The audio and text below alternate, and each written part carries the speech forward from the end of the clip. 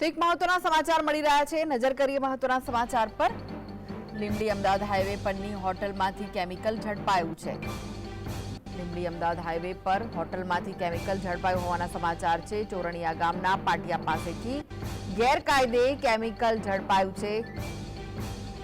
લીંબડી પોલીસે 2200 litre chemical જપ્ત કર્યું છે। આ કેમિકલ ગેરકાયદે છે તે ઝડપી લેવાયું છે। હોટલ પર કેમિકલ ભરી આવતા ટેન્કરોમાંથી ચોરી કરી હોવાની શંકા છે।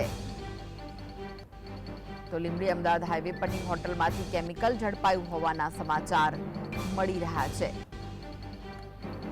જેનું કેમિકલ છે તેને લઈને તપાસ હાથ ધરવામાં આવશે, પરંતુ આ જે કેમિકલ છે તે ગેરકાયદે કેમિકલ છે। ચોરણિયા ગામના પાટિયા પાસે ત્યાં કેમિકલને ઝડપી લેવાયું છે। લીંબડી પોલીસે 2200 લીટર કેમિકલ જપ્ત કર્યું છે। આ વિશે વધુ માહિતી માટે જોડાઈ ગયા છે સંવાદદાતા ફઝલ। ફઝલ, શું છે વધુ વિગતો આ સમગ્ર મામલે?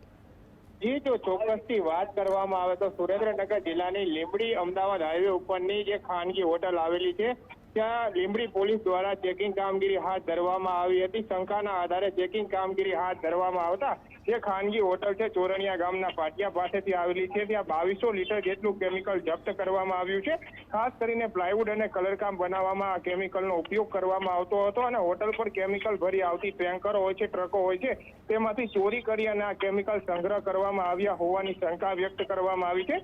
લીંબડી ડીવાયએસપી, પીએસઆઈ સહિતના સ્ટાફ દ્વારા જે ખાનગી બાતમી મળી હતી તે આધારે દરોડા પાડવામાં આવ્યા છે। લાખો રૂપિયાનું છે કેમિકલ જપ્ત કરવામાં આવ્યું છે અને આ મામલે જે હોટલ માલિક છે તેની સામે ગુનો દાખલ કરી અને કાર્યવાહી હાથ ધરવામાં આવી રહી છે।